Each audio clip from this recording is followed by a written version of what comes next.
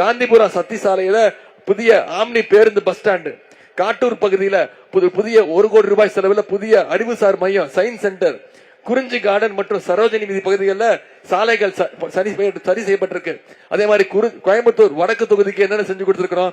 4 கோடி ரூபாய் மதிப்பீட்டுல மருதமலை சாலை இன்னைக்கு சீரமைக்கப்பட்டிருக்கு.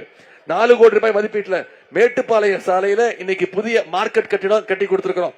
சங்கனூர் ஓடை புனரமைப்பு வசதிகள் 3 கோடி ரூபாய் மதிப்பீட்டுல வேளாண் பல்கலைக்கழகத்துல நம்மாழ்வார் பெயர்ல இயற்கை வேளாண் ஆராய்ச்சி மையம், 780 கோடி ரூபாய் மதிப்பீட்டுல பில்லூர் 3வது குடிநீர் திட்டம், வடவள்ளி அரசு பள்ளிக்கு புதிய கட்டிடங்கள், கே புதூர் மாநகராட்சி பள்ளியில ஒரு புதிய யோகா மையம், மாநகராட்சி 41வது வார்டுல நகர்ப்புற துணை சுகாதார மையம், 5 கோடி ரூபாய் மதிப்பீட்டுல மருதமலை சுப்பிரமணிய சாமி கோயில்ல பக்தர்களுடைய வசதிக்காக இன்னைக்கு லிப்ட் வசதி அமைச்சு கொடுத்திருக்கிறோம்.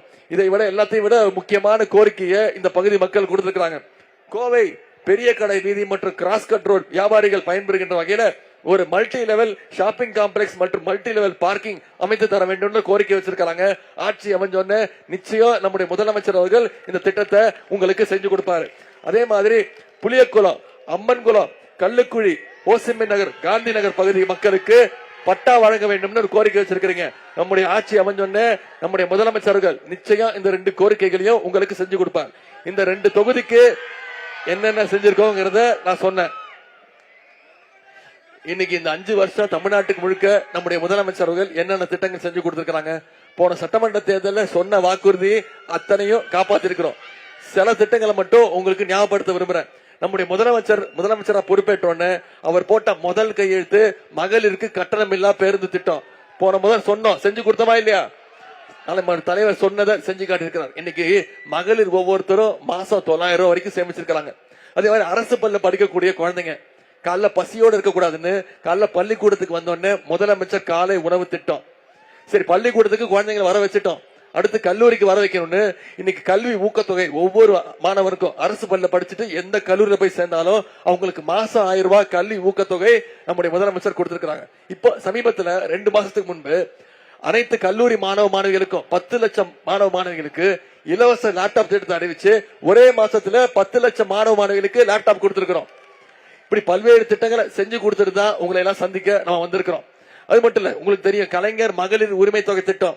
போன சட்டமன்ற தேர்தலில் நாம சொன்ன வாக்குறுதி கடந்த 3 வருஷமா 1,31,00,000 மகளிருக்கு மாசம் 1000 ரூபாய் உரிமை தொகை நம்முடைய முதலமைச்சர் அவர்கள் கொடுத்திருக்காங்க. அதை நிப்பாட்டுறதுக்கு அதிமுகவும் பாஜகவும் முயற்சி பண்ணாங்க. தேர்தலை காரணம் காட்டி 3 மாசம் கலைஞர் மகளிர் உரிமை திட்டத்தை நிப்பாட்டுறதுக்கு நீதிமன்றத்துக்கு போனாங்க. நம்முடைய முதலமைச்சர் என்ன பண்ணாரு? 1000 ரூபாய் கொடுக்கறத நிப்பாட்ட முயற்சி பண்றீங்களா, நான் 5000 ரூபாய் கொடுக்கறேன்னு பிப்ரவரி மாசம், மார்ச் மாசம், ஏப்ரல் மாசம் 3 மாசத்துக்கு சேர்த்து 3000, கோடை கால சிறப்பு நிதி 2000ன்னு 5000 ரூபாய் நம்முடைய முதலமைச்சர் அவர்கள் உரிமை தொகை கொடுத்தாங்க. முதலமைச்சர் காலையில 6 மணிக்கு மகளிருடைய பேங்க் அக்கௌண்ட்டுக்கு டிரான்ஸ்பர் பண்ணாங்க. மகளிர் என்ன பண்ணீங்க? காலைல 9 மணிக்கெல்லாம் போய் பணத்தை எடுத்துட்டீங்க. அவ்வளவு ஷார்ப்பா இருக்கீங்க. ஏன்னா உங்களுக்கு பயம். நம்முடைய முதலமைச்சர் கொடுத்திருக்கக்கூடிய உரிமை தொகையை ஒன்றிய பாஜக அரசு, மோடி அரசு பேங்க்ல மினிமம் பேலன்ஸ் இல்லைன்னு சொல்லி அவங்க எடுத்துருவாங்களோன்னு ஷார்ப்பா போய் பணத்தை எடுத்துட்டீங்க. அதே மாதிரி ஷார்ப்பா 23ஆம் தேதி வாக்குச்சாவடிக்கு போய் நம்முடைய கோயம்புத்தூர் தெற்கு தொகுதியில திரு செந்தில் பாலாஜி அவர்களுக்கு வாக்குப்பெட்டியில 2வது இடம் பேர் செந்தில் பாலாஜி இருக்கும். பக்கத்துல உதயசூரியன் சின்னம் இருக்கும். அந்த சின்னத்துல நீங்க வாக்களிக்கணும். அதே மாதிரி வடக்கு தொகுதியில திரு செந்தமிழ் செல்வனோட பேர் இருக்கும். வாக்குப்பெட்டியில 2வது இடம், பக்கத்துல உதயசூரியன் சின்னம் இருக்கும். இது 2 பேரையும் வாக்களிச்சு இவங்க 2 பேரும் வாக்குப்பெட்டியில 2வது இடம். ஆனா வாக்கு எண்ணிக்கை 4ஆம் தேதி எண்ணிக்கை வாக்கு எண்ணிக்கையின் போது இவங்க 2 பேரும் முதல் இடத்துக்கு வரணும். உதயசூரியன் தெற்கு தொகுதியிலையும் ஜெயிச்சாச்சு, வடக்கு தொகுதியிலையும் ஜெயிச்சாச்சுங்கிற செய்தி வரணும். செஞ்சு காட்டுவீங்களா? வெற்றி உறுதியா? அதே மாதிரி சில வாக்குறுதியும் நம்முடைய தலைவர் கொடுத்திருக்கிறாங்க. மகளிர் போட்டோல இருக்கிறீங்களே, சரி காட்டுறேன்.